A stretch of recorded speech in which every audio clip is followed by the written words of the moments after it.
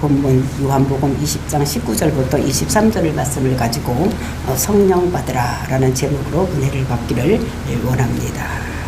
우리가 먼저 주일에는 예수님께서 부활하신 것을 보았습니다.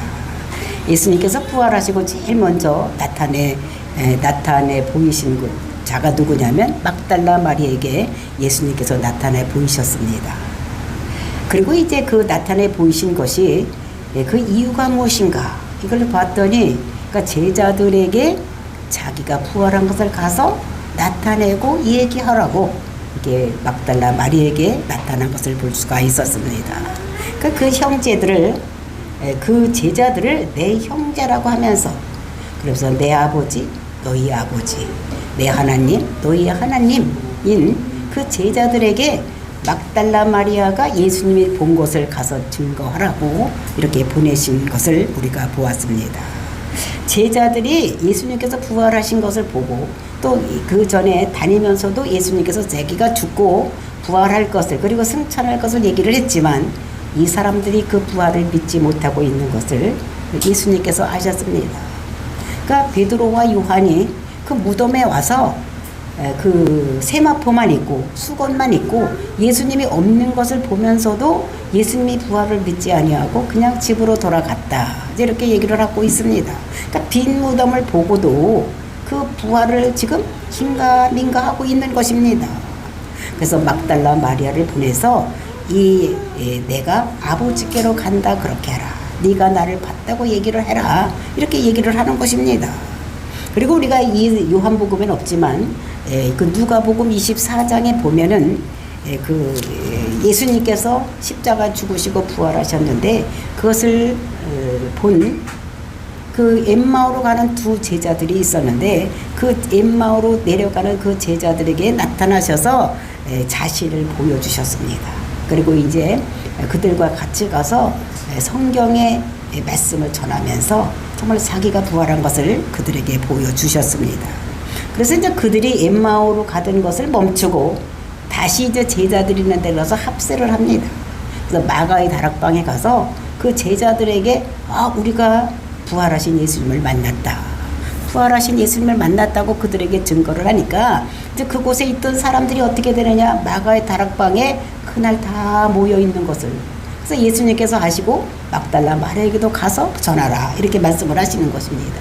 그것이 우리가 먼저 줄에 봤던 요한복음 20장 17절부터 18절 그래서 막달라 마리아가 가서 그 제자들에게 내가 주를 보았다고 이렇게 얘기를 하는 이런 것들을 볼 수가 있습니다.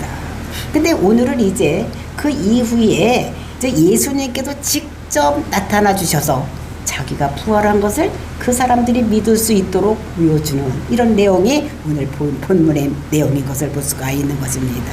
그래서 가봤더니 그 사람들이 문을 딱 닫고 있는 것입니다. 문을 다 닫고 자기들끼리 모여 있을 때 예수님께서 그 가운데 서서 뭐라고 말씀하시느냐 너희에게 평강이 있을지어다. 너희에게 평강이 있을지어다. 그러면서 성령 받으라 이렇게 말씀하시는 것을 우리가 오늘 읽었었습니다. 그러니까 예수님께서 이제 이 세상에 있는 분이 육체적으로 있는 분이 아니기 때문에 이제 예수님께서 승천하시고 나면 이 세상에는 그 제자들만 남아 있어야 돼. 그 제자들만 남아서 이제 예수님이 그리스도인 것을 증인된 삶, 즉 복음을 전해서 죽어가는 영혼들을 천하 만민에게 전해서 그 사람들을 돌아오게 하는 일에 이 제자들이 앞장서야 되는데 이제 이 사람들이 지금 아직 예수님의 부활에 대해서 확신이 없는 것입니다. 확신이 없기 때문에 어떻게 했냐 그들에게 자기가 나타나서 내가 이렇게 부활체로 나타났다. 육신을 가지고 이렇게 나타난 거 내가 부활했다는 것을 확실하게 보여주는 이런 것들을 볼 수가 있는 것입니다. 그래서 너희들 이제 아버지가 약속한 것을 기다리고 있다가 성령이 부어지면 나가서 천하 만민에게 복음을 전하라고 이렇게 말씀을 하고 있는 것을 볼 수가 있습니다. 우리가 구속의 역사를 보면 하나님께서 무엇이든지 다 할 수 있으신 분이요. 돌로도 사람을 만들 수가 있고 모든 백성들도 만들 수도 있고 또 하늘나라를 만들 수가 있는 이런 분이시지만 하나님께서는 어떻게 했냐면 그 하나님 나라를 하나님이 혼자 다 만들고 이끌어가는 걸 원하지 아니하시고 하나님께서는 우리를 통해서 일하시기를 원하시는 그런 하나님의 것을 우리가 알 수가 있습니다. 그래서 첫 번째 약속, 큰 민족을 이룬다 이렇게 할 때도 하나님께서 많은 돌들을 통해서 또는 많은 것을 만들어서 백성을 만들 수 있지만 그렇게 하지 아니하고 요셉을 통해서 요셉이 먼저 애굽에 내려가서 많은 사람들이 그 형제들이 와서 거기서 많은 백성이 나타낼 것을 이렇게 말씀을 하고 있습니다. 그 다음에 두 번째 약속도 가나안 땅을 주겠다고 했을 때도 하나님께서 그냥 주시면 되는데 그렇게 하지 아니하고 애굽에 살고 있는 그 이스라엘 백성들을 모세를 통해서 출애굽을 시키고 40년 동안 광야 생활을 할 때에 모세를 통해서 그걸 이끌게 하시고 그 다음에 요단강을 건너갈 때는 갈렙과 여호수아를 통해서 요단을 건너가게 하는 그리고 이제 거기 가서 그 가나안 땅 정복하는 것도 여호수아를 통해서 정복을 하게 하는 이런 모습을 우리가 볼 수가 있습니다. 그리고 세 번째 약속이 이제 거기에 메시아가 와서 천하 만민이 복받는 데로 돌아가는데 그 천하 만민이 복받는데 그 일을 쓰임 받는 사람들도 다 누구냐? 사람을 통해서 하시고 싶은 것입니다. 근데 그것을 알게 하기 위해서 이 땅에 예수님께서 오셨는데 그 예수님은 유대인의 잃어버린 자들을 위해서 오셨고 이제 천하 만민이 복받는 대로 돌아오는 일은 이 제자들이 앞장서서 하고 이후에 많은 그것을 제자들을 통해서 믿은 사람들이 나가서 복음을 전해서 죽어가는 영혼들을 살릴 수 있는 이런 일을 하게 하나님께서 만들어 놓으신 것입니다. 그러니까 이 일을 하려면 이 부활을 확실하게 믿어야 되는 거예요. 이 부활을 확실하게 알고 믿어야지만 나가서 복음을 전할 수 있는 것이지 그것이 확실하지 않으면 긴가민가한 상태에서는 복음을 전할 수가 없는 이런 것들을 볼 수가 있습니다. 그래서 우리도 이제 예수님의 부활 그 다음에 예수님의 승천 그리고 성령이 보내온 것을 확실하게 알고 나가서 복음을 전할 수가 있는 것이지 그것을 알지 못하면 전할 수가 없기 때문에 저와 여러분들도 오늘 이 시간에 부활을 확실히 믿고 나가서 증거해서 천하 만민이 복받는 데 돌아오는데 크게 쓰임받는 저와 여러분이 되시기를 예수님의 이름으로 축복을 드립니다. 이제 이런 것을 가지고 19절서부터 23절 말씀을 알아보기로 하겠습니다. 19절 이날 곧 안식 후 첫날 저녁 때에 제자들이 유대인들을 두려워하여 모인 곳의 문들을 닫았더니 예수께서 오사 가운데 서서 이르되 너희에게 평강이 있을지어다 이렇게 하시는 것입니다. 그러니까 이날 곧 안식 후 첫날이었어. 그날은 우리가 예수님께서 부활하신 오늘날로 얘기하면 주일입니다. 그날 아침 새벽에 어떤 일이 있었느냐? 막달라 마리아와 여러 마리아들이 그곳에 갔어. 그래서 거기서 빈 무덤을 보고 그래서 베드로와 요한에게 쫓아가서 그들이 와서 그 빈 무덤을 확인한 그 아침 그날 저녁에 있는 일인 것을 얘기를 하고 있어요. 그러니까 주일날 저녁입니다. 주일날 저녁 때에 제자들이 유대인들을 두려워하여 모인 곳의 문들을 닫았더니 그러니까 이 사람들이 제자들이 그 마가의 다락방에 모였는데 이 사람들이 그 제자들이 어떤 마음이 있었냐면 두려운 마음들이 있었어. 왜 두려운 마음이 있었느냐? 유대인들을 두려워했다는 것입니다. 그 유대인들이 누구냐면 여기서는 사내들인 공회위원들 그러니까 이 제사장들이나 이런 사람들을 두려워한 것입니다. 두려워하여서 왜? 잡아서 죽일 거 해서. 그러니까 예수도 죽인 그 사람들이 자기 제자들을 알면 죽일 것 같으니까 두려워해서 그 모인 곳 마가 다락방의 문들을 다 어떻게 했느냐? 닫았다는 것은 이것은 폐쇄했더니 이런 말이에요. 꼭꼭 걸어 잠궜더니 그러니까 문들을 다 꼭꼭 잡아 당겼어. 왜? 유대인들이 와서 공회인들이 와서 자기들 잡아다 죽일까 해서 문을 꼭꼭 잠그고 그 속에 앉아 있었더니 예수께서 오사 가운데 서서 이르되 그런데 문을 꼭꼭 잠그고 있었는데 예수님께서 문도 열어달라 소리도 안 하고 또 어떻게 문도 열어주지 않았는데 예수님께서 그 속에 들어오셨다는 것입니다. 방 속으로 들어오셨어. 방에 들어오셔서 어디에 서셨느냐? 가운데 서서. 네? 제자들이 이제 구석에 앉았고 뭐 이렇게 있었겠죠. 근데 예수님께서 그 가운데 서서 너희들에게 평강이 있을지어다. 이렇게 말씀을 하시는 것을 볼 수가 있는 것입니다. 예수님께 들어오시고 너희에게 제일 첫 번에 제자들에게 하시는 말씀이 무엇이냐? 너희에게 평강이 있을지어다. 너희에게 평강이 있을지어다라는 거. 지금 왜냐하면 이 사람들의 상태가 어떤 상태입니까? 유대인들에게 의해서 어떤 일이 있을까 해서 두려워했다는 것입니다. 그러니까 두려워하고 있는 그들에게 예수님께서 오셔서 너희에게 평강이 있을지어다 라고 말씀을 하시는 거예요. 그러면서 하시는 말씀이 20절, 이 말씀을 하시고 손과 옆구리를 보이시며 제자들이 주를 보고 기뻐하더라. 너희들에게 평강이 있을지어다 이렇게 말씀을 하시고 손을 내밀어서 보이시는 거예요. 그러면 옆구리를 이렇게 들어서 여기를 이렇게 보여주시는 것입니다. 여기 요한복음에는 그 이유를 얘기하고 있지 않지만 누가복음 24장에 보면 그 27절에 문을 닫고 들어왔을 때에 평강이 있을지어다 이렇게 하는 것을 보고 그 유대인들이 그 제자들이 어떤 생각을 했는가 하면 아하 영으로 왔나 보다 이렇게 생각을 했다는 것입니다. 영으로 왔나 보다 이렇게 생각을 했기 때문에 왜? 두려워하고 있으니까. 예수님이 두려워하는 사람들에게 영으로 왔나 보다 이렇게 하면 안 되니까 내가 이렇게 진짜 몸과 영이 다 살아났다는 것을 보여주기 위해서 육신을 손을 보여주고 옆구리를 보여주는 이런 것이 일어났던 것을 볼 수가 있는 것입니다. 그래서 너희들 예수께서 왜 너희들 두려워하고 있느냐? 어찌하여서 의심하고 있느냐? 이 막달라 마리아가 가서 그 제자들한테 가서 예수님께서 내가 주를 보았다. 그래서 우리가 먼저 본 설교에서 뭐라 했습니까? 그 사람들이 그를 믿지 않았다. 그리고 이제 또 그들에게 또 예수님께서 부활하신 것을 누구를 통해서 보여줬습니까? 엠마오로 가던 두 사람. 엠마오로 가던 두 사람, 즉 글로바라고 얘기를 하고 있어. 성경에서 다른 성경에서는 그 한 사람이 글로바라고 얘기를 하는데 그 사람이 가서 두 사람의 증인이 돼서 가서 예수님이 살아나서 우리에게 말씀하셨다 이렇게 했는데도 이 사람들이 그걸 아직 믿지 못하고 두려워하고 있으니까 예수님께서 너희들 두려워하는 마음을 제하기 위해서 너희들에게 평강이 있을지어다 이렇게 얘기를 하고 그리고 어떻게 합니까? 그것을 확인하기 위해서 손과 옆구리를 보여주시는 이런 모습을 볼 수가 있는 것입니다. 그래서 보이시니 이런 말은 무엇이냐? 이거는 테이크나임이 이런 뜻으로 보여주다 아니면 증명하다 이런 뜻입니다. 그러니까 증명을 하는 거예요. 내가 진짜 여기 봐라. 손에 못자국이 뜬 거 여기 봐라.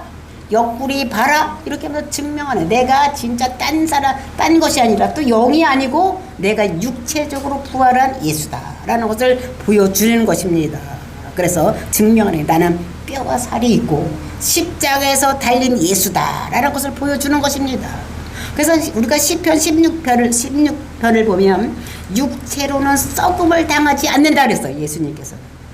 하나님의 아들 메시아는 육체로 썩음을 당하지 않는 것. 그러니까 예수님께서 죽으셨는데 장사되었는데도 어떻게 썩음을 당하지 아니하시고 또 어떻게 했냐면 다시 살아난다라고 시편 기자가 말씀하신 것 같이 그대로 내가 모든 성경을 응해서 썩지도 않고 살아났는 메시아다라는 것을 이 제자들에게서 확인을 시켜주는 것인 것을 볼 수가 있습니다. 그랬더니 그 제자들이 그것을 보고 이제 기뻐했다는 거예요. 어떻게 하고요? 보고서 기뻐했다는 거예요. 손을 보고 옆구리를 보고 기뻐했다고 얘기를 하고 있습니다. 그래서 그 자리에서 아하 진짜 예수님께서 살아나셨구나. 그러면서 어떻게 됩니까? 이제 평강이 그들에게 넘쳐나고 그러니까 그들이 기쁨이 된 거예요. 아하 진짜 이분이 메시아구나. 구약에서 약속한 대로 그렇게 오셨다가 그렇게 죽으시고 부활하시고 승천하실 그 메시아구나. 믿지 않던 것들이 이제 조금씩 빈 무덤을 봤을 때 또는 막달라 마리아가 가서 얘기했을 때에 조금씩 그런가 했는데 또 엠마오로 가던 두 사람이 와서 또 우리가 예수를 봤다 주님을 봤다 부활하신 주님을 봤다 그러니까 조금 이제 차차로 믿어졌는데 진짜 이제 예수님께서 나타나셔서 이렇게 손하고 옆구리를 보여주니까 보고서 믿게 되는 것을 볼 수가 있습니다. 그러니까 믿음이 없었던 것들이 이제 깨어지고 믿음이 아까보다는 훨씬 더 많아지는 이런 것을.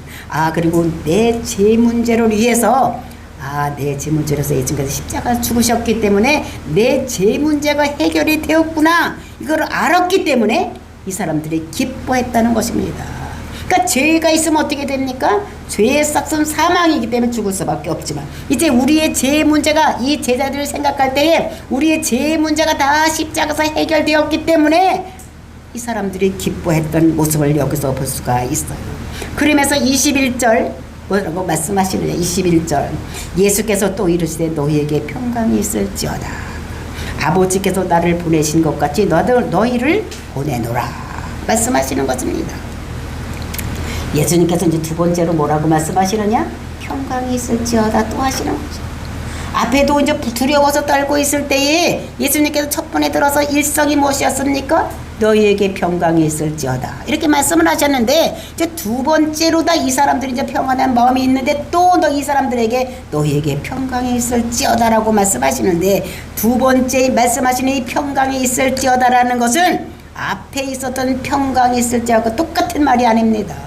똑같이 평강이 있을지어다라고 했지만 똑같은 말이 아니에요. 앞에 것은 유대인들에게 잡혀서 죽을 것 같아서 벌벌 두려워서 떨고 있는 그 사람들에게 너희들에게 평강이 있을지어다. 이제는 너희들 그 사람들에게 잡혀 죽지 않는다. 너희들 안 죽는다. 내가 이렇게 살아난 것 같이 너희들도 이제 안 죽는다고 평강의 말을 했다면, 두 번째는 이제 예수님께서 이 제자들을 세상으로 보내는 것입니다. 보내기 위해서 이들에게 뭐를 하느냐. 평강이 있을지어다라고 말하는 것입니다. 아버지께서 나를 보내신 것 같이 나도 너희를 보내노라. 그러면서 그 앞에 보내기 전에 너희들에게 평강이 있을지어다 이렇게 말씀하시는 것입니다. 그래서 앞으로 복음을 전하려면, 나가서 복음을 전하려면은, 복음을 전할 때는 어려운 일이 많이 있는 것입니다. 생각하지 못했던 많은 일이 있는데 그런 거를 걱정하지 말고 너들 평강이 있을지어다라고 말하는 것입니다. 그래서 세상에 알 수도 없고 세상에 줄 수도 없는 이런 평강을 예수님께서 그 제자들에게 있을지어다 이렇게 얘기를 하는 것입니다.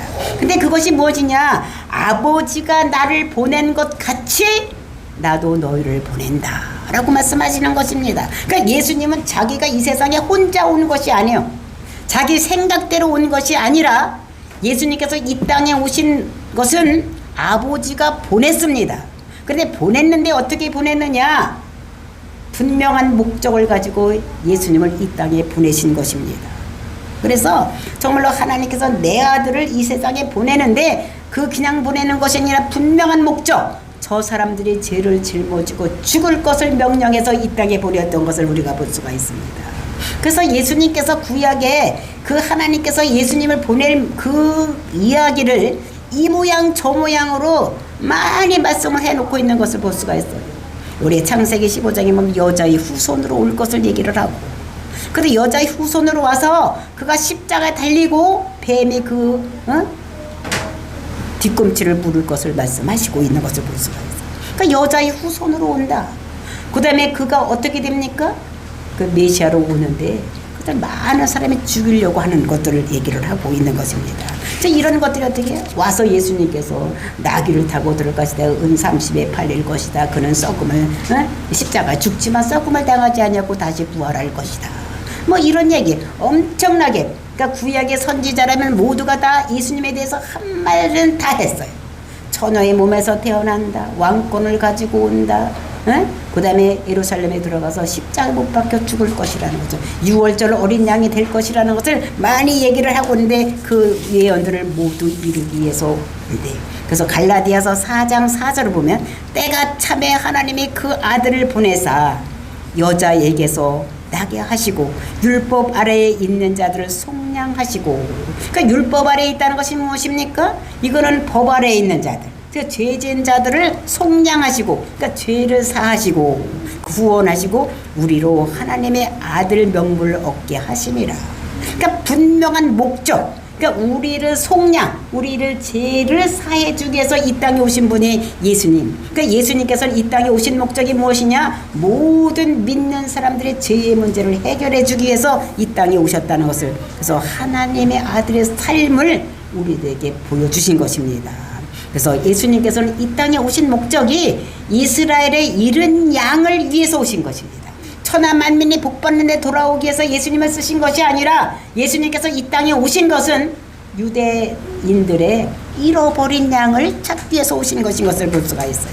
그래서 예수님께서 공생애를 할 때에 두로와 시돈을 다닐 때 어떤 한 과부가 와서 자기 아들을, 자기 자녀를 고쳐달라고 합니다. 막 불에도 넘어지고 너도 넘어지고 어떻게 하고 이렇게 하니까 이 애를 좀 고쳐달라고 예수님 뒤따라오면서 그렇게 애걸을 해도 예수님께서 들은 척도 안 하는 거예요. 그럴 때 그 제자들이 그것이 너무 그 여자가 불쌍하니까 아구 예수님 저 사람 좀 어떻게 좀 고쳐주세요. 이렇게 했을 때 예수님께서 뭐라고 말씀하십니까? 하나님의 자녀의 떡을 개들에게는 주지를 않는다. 이렇게 얘기를 하는 거예요. 그러니까 이방인을 개 취급하는 거예요. 그 고쳐달라고 따라오는 여자를 개 취급하는 것입니다. 그랬을 때 이 여자가 뭐라고 합니까? 울소이다. 개들도 주인의 상에서 떨어지는 부스러기를 먹습니다. 이렇게 얘기를 했을 때에 그 여자의 자녀를 치유하는 사건을 일어난 것을 보는데 그것이 이방인을 치료하는 사역 하나밖에 없는 거예요. 그리고 다 누구를 했냐? 이방인들이 아니라 그 유대인들을 잃어버린 양을 찾기 위해서 예수님께서 오신 것을 볼 수가 있습니다. 그러니까 예수님의 사역은 분명한 거예요. 이방인까지 나가서 복음을 전하는 것이 하나님 예수님의 사역이 아니라 예수님의 사역은 이스라엘의 잃어버린 양을 위해서 오셨다는 것을 우리가 여기서 볼 수가 있어요. 그리고 예수님께서 유월절 어린 양이 되어서 유월절 올라갈 때에 그때에 유월절을 지키러 온 유대인들이 빌립에게 가서 뭐라 그럽니까? 당신의 선생님을 만나고 싶다 얘기를 합니다. 그래서 선생님을 만나고 싶다고 얘기를 하니까 그 사람이 비두르에게 가서 얘기를 합니다. 이 사람이 이렇게 만나고 싶다고 하는데 어떻게 합니까? 이렇게 했더니 예수님께서 가타부타 얘기를 안 하고 뭐라고 합니까? 한 알이 밀알이 땅에 떨어져 죽으면 많은 사람이 살리겠다고 말씀하시는 것입니다. 이거는 자기가 이제 이 땅에 죽어야지만 많은 사람을 살 수 있다는 것을 직감을 한 것입니다. 지금 6월절이요. 그러니까 자기가 6월절에 죽으면 많은 사람들이 살아날 것을 지금 이방인들이 와서 자기를 만나려고 하는 것을 보면서 이제 때가 되었구나. 내가 죽을 때가 되었다는 것을 얘기를 하는 것입니다. 그러니까 예수님께서는 이방인에 대한 사도로 오신 것이 아니라 이스라엘의 잃어버린 양을 찾으러 오셨다는 것을 우리가 성경을 통해서 알 수가 있는 것입니다. 그러니까 예수님은 정확하게 자기의 사역이 무엇인지를 알고 있는 것입니다. 그래서 자기는 아버지의 뜻을 알고 즉 제 문제를 해결해서 위해서 왔다는 것입니다. 그래서 제 문제를 해결하기 위해서 공생애를 끝나고 이제 십자가에서 뭐 어떻게 합니까? 죽는 거예요. 그래서 십자가에서 죽었을 때 구약의 약속이 뭐가 안 이루어졌나를 생각을 해보니까 구약이 약속한 것 중에서 안 이루어진 것이 목마르다 하고 심포도를 마시지 않은 것만 이루어지지 아니하고 자기가 십자가다 달려서 생각을 합니까? 그동안에 하나님께서 예언해 놓으신 모든 말씀을 다 이룬 거예요.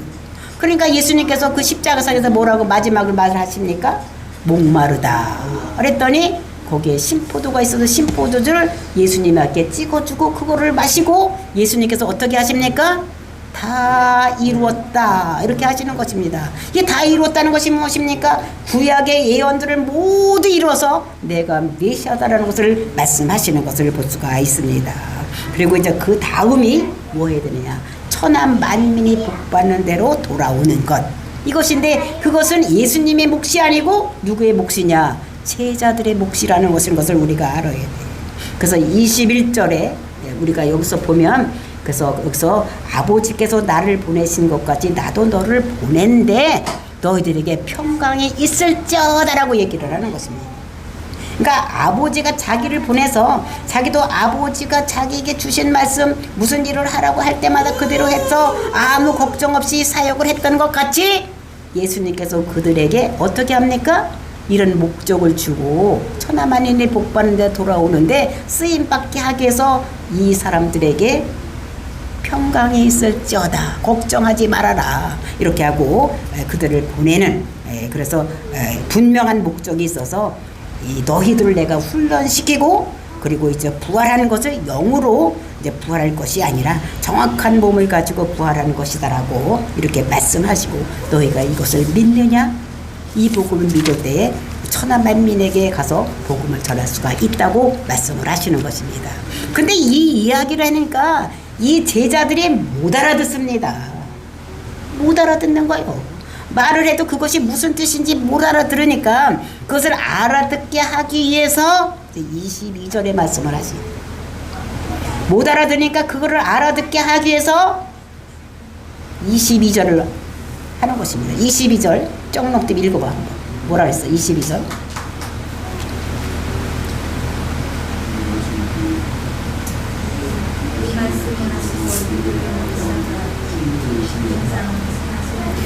이 말씀을 하시고 그들을 향하사 숨을 내쉬며 이르시되 성령을 받으라. 이렇게 말씀을 하시는 것입니다. 숨을 내쉬는 거예요. 숨을 내쉬고 뭐를 받으라고? 성령을 받으라. 이렇게 말씀을 하시는데, 숨이라는 것이 무엇이냐? 엔포샤워라는 말이에요. 엔, 속으로. 그러니까 이것은 숨을 어떤 사람에게 집어넣는다 이런 뜻입니다.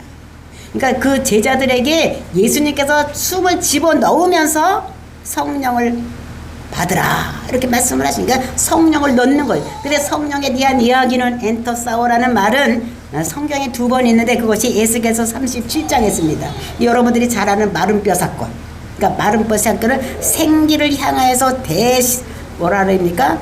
대원하라. 그 대원할 때에 뼈들이 제자리로 돌아가고 전부해서 사람이 되는 이런 것이 있는 것을 볼 수가 있고, 또 언제 있었느냐? 이게 창조 때에 사람을 흙으로 만들어 놓고 그 코에다가 생기를 불어 넣었을 때 그때 생명이 되는 이런 것들을 그것이 숨인 것을 우리가 여기서 알 수가 있는 것입니다. 그래서 숨을 아버지께서 그들에게 수여주고, 그러니까 거기에 뭐가 들어가는 것입니까? 성령을 보내주고 이제 그들에게 나가게 하는 이런 것들을 보내는 것. 그러니까 아버지가 분명한 메시지를 주고 이제 이 사람들을 그 일을 할 수 있도록 만들어 놓고 성령을 주어서 그들을 내보내는 이런 것인 것을 볼 수가 있어요. 그러니까 나도 아버지께서 분명한 목적과 그 다음에 성령을 나에게 주어서, 그러니까 우리가 사도행전 10장 38절에 보면 나사렛 예수께서, 하나님께서 그 나사렛 예수에게 성령과 능력을 기름 붓듯함에 저가 두루지며 착한 일을 하고 마귀에게 눌린 자를 일으켰다고 말씀하시는 것 같이 정말로 이 사람들에게 성령을 줘서 나가서 일할 수 있도록 이렇게 한 것을 볼 수가 있는 것입니다. 그래서 하나님께서 이 사역을 하려면, 천하 만민이 복받는 데 돌아오게 하려면 그냥 사람의 인간적인 생각으로는 안 된다는 거예요. 절대 성령이 아니면 안 된다는 거예요. 그래서 성령으로 이에게서 와서 이런 일을 할 수 있도록, 천하 만민이 복받는 데 돌아오는 이런 일을 할 수 있는 것을 얘기를 하고 있습니다. 우리가 이제 앞으로 보면 베드로가 한번 설교를 할 때 3,000명, 5,000명이 돌아오는 역사가 일어납니다. 그 3,000명, 5,000명이 돌아오는 역사가 어떻게 일어납니까? 성령 충만함을 받고 그 다음에 안진뱅이를 일으켜 놨더니, 그리고 난 다음에 설교를 했더니 3,000명, 5,000명이 돌아오는 역사가 일어나는 거예요. 그러니까 성령이 있으니까, 성령이 임했기 때문에 그런 역사가 일어났던 것을 볼 수가 있고, 빌립이 사마리아 전도할 때에 그가 어떻게 합니까? 그 사람이 말도 하고 또 이제 사람들을, 아픈 사람을 고치고 막 이런 일을 했을 때에 그것을 보고 사마리아에 있는 사람들이 일심으로 믿었더라 이런 얘기를 하는 것을 볼 수가 있습니다. 그러니까 이런 모든 것들은 성령이 와야지만 이렇게 된다는 것을 우리들에게 말씀하시면서, 성령이 없으면 아무 일도, 하나님 나라 일은 아무것도 할 수 없으니까 그 제자들에게 성령을 부어주는 이런 것들을 말씀하고 있는 것입니다. 그러면서 23절 보니까 너희가 누구의 죄든지 사하면 사하여질 것이요 누구의 죄든지 그대로 두면 그대로 있으리라. 그러니까 이것은 참 잘 우리가 생각을 해야 돼요. 내가 누구 죄든지 없다리면 없고 있다리면 있는 것이 아닙니다. 이것을 잘못해서 천주교에서 어떻게 합니까? 베드로는 1대 사도요, 그 다음에 있는 사도들이 있어서 사도들이 이 죄를 사할 수 있는 권세가 있다고 생각을 해서 그들이 면죄부를 팔았던 것입니다. 이거는 그런 것이 아니라 아버지가 보내니 나도 보낸다. 성령을 받아서 권능을 받아서 해라 이 말을 하고 나온 것이기 때문에 제사하는 사역은 하나님이 고유 사역이요. 그 하나님이 고유 사역인데 제사하는 권세가 있는데 그것은 예수님께 그것이 있기 때문에 예수님의 복음을 전해서 그들이 예수님을 믿으면